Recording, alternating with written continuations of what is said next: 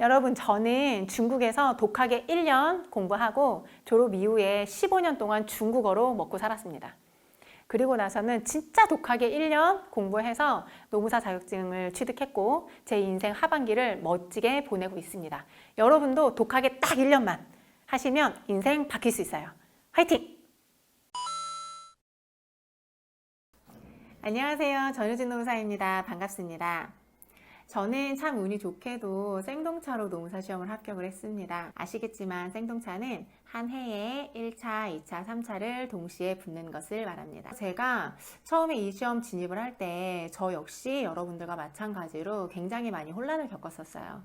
합격 수기를 읽으면 다양한 방법들이 있었고 그 방법들을 보다 보면 다 좋은 방법들 같은데 그것을 저에게 다 적용하기란 불가능해 보였거든요. 그래서 어떻게 할까 고민을 하다가 저만의 방법을 찾아 나갔고 아마 그런 방법들 덕분에 제가 좀 빠른 시간 안에 시험을 통과하지 않았나 라고 겸손하게 생각해 봅니다. 제가 이번에 영상을 찍게 된 이유는 여러분에게 그런 방법들을 좀 알려드리려고 하는 게 가장 큰 목적이에요. 이번 시간에는 제가 어떻게 백지복습을 활용했는지에 대해서 말씀을 드리려고 해요. 저는 2차 시험장에서 매 시험마다 각 10분씩이 다 남았습니다. 사람들이 되게 신기하시더라고요. 어떻게 10분이 남았냐? 그건 저만의 방법이 있었기 때문인 것 같아요. 그게 뭐였냐면 저는 목차를 잡지 않고 바로 답안지를 써내려가기 시작했거든요. 그러면 10분간 시간이 남았을 때 뭘 하셨냐? 오히려 시간을 낭비한 거 아니냐? 더 쓸 수 있는데 라고 하시잖아요. 당연히 저는 그 10분을 굉장히 알차게 활용을 했습니다. 어떻게 했냐면 미친 듯이 써내려 나가잖아요. 사람들의 생각에서는 나는 내가 알고 있는 거 다 썼다고 생각하지만 막상 검토를 하게 되면 알던 건데 빼뜨린 부분이 보여요.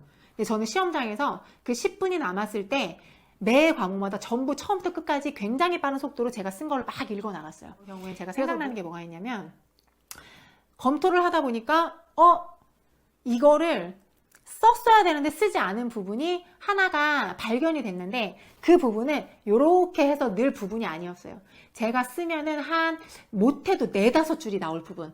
그래서 그걸 어떻게 했냐면 보론으로 활용을 했어요. 보론 활용법 많이 들으셨죠?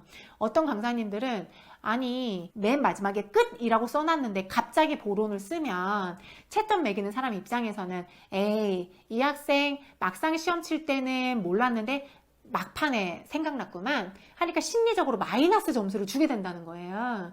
근데 저는 글쎄요 그렇다고 해서 제가 보론을 아예 쓰지 않는 게 맞았을까요? 근데 저는 보론 썼거든요. 보론을 쓸 때는 어떻게 쓰시면 되냐면 2차 시험이 끝나기 직전까지 종이 치기 전까지 절대 펜대를 손에서 내려놓지 말아라. 완벽한 답안지는 없다. 그래서 저도 종이 치는 순간까지 뭐라도 발견하려고 펜을 놓지 않았던 것 같아요. 근데 다시 처음으로 돌아가면 이게 가능했던 이유는 뭐였냐면 목차 잡는 시간을 할애하지 않았기 때문이다. 그러면 그건 어떻게 해야 되느냐?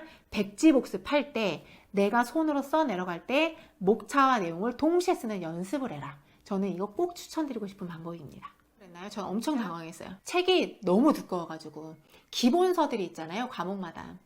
근데 기본서를 공부를 할 때 이 많은 두꺼운 책 안에 들어가 있는 모든 내용을 내가 다 외워야 되는가? 어느 부분은 외워야 되고 어느 부분은 이해를 해야 되는 부분인가? 이게 구분이 안 가잖아요. 그래서 저는 처음에는 다 외워야 되는 줄 알았어요. 그래서 솔직히 포기할 뻔도 봤죠. 강의 듣는 건 재밌었는데 도대체 이 많은 양을 어떻게 다 외워서 답안지에 써내라는 거야 라는 것 때문에 너무 힘들었어요. 그러다가 정말 토가 나오는 거예요. 그 많은 양을 1회 독하기도 너무 어려웠어요. 그랬기 때문에 제가 어떤 작업을 시작을 했냐면 그러면 그 많은 분량들을 제 언어로 A4지, 근데 저는 B5를 많이 활용을 했습니다. 책 크기가 B5랑 맞기 때문에. 그래서 B5 앞뒷장으로 타자를 쳤어요. 그래서 그 많은 분량을 저만의 언어로 줄여나가는 거예요. 그랬더니 제가 이 방법을 어떤 이제 수험생분한테 알려드렸더니 그분이 다시 저한테 질문하더라고요. 언제 타자를 치고 있냐? 외우기도 바쁜데 라고 하시는데 저는 그렇게 타자 치면서 저만의 언어로 줄여나갔던 그 시간을 절대 지금도 후회하지 않아요. 왜냐하면 제가 소화할 수 있는 언어로 바꾸는 거기 때문에 물론 키워드는 바꾸지 않습니다. 문장 자체가 너무 어렵거나 할 때 말을 조금 쉽게 바꾼다 뿐이지 키워드는 당연히 다 넣고요. 그리고 솔직히 생각해보세요. 주제 하나를 가지고 내가 답안지를 쓸 때 그 6장 다 못 담아냅니다, 당연히. 그렇기 때문에 최대한 내가 이 부분을 쭉 담아내겠다라고 하는 부분들이 생기잖아요. 그리고 강사님이 강조하는 부분들이 있고. 그럼 그 부분들을 위주로 앞뒤 한 장, 길어야 한 장, 짧으면 딱 한 페이지로 줄이는 거예요. 그럼 그 작업을 하고 나면 어떤 게 생기냐면 작업을 하면서 제 머릿속에 정리가 돼요. 목차가 정리가 됩니다. 내용은 나만의 언어로 줄었기 때문에 기억이 굉장히 잘 남아요. 그 주제가 시작되는 맨 앞장에다가 제가 그 줄여나간 B5 그 용지를 붙이고요.